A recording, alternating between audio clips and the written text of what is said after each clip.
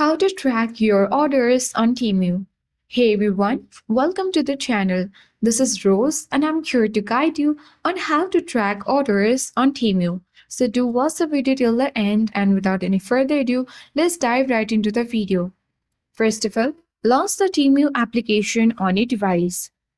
Sign in to the particular account. Tap the U button at the bottom center of the screen.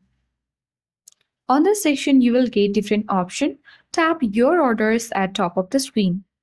Now you will land on this kind of interface where you will see all your orders. If you don't find on this section, simply you can select the option Self-Service to find the order. After a while, you will get access to this section where you have to enter your phone number in order to find the order.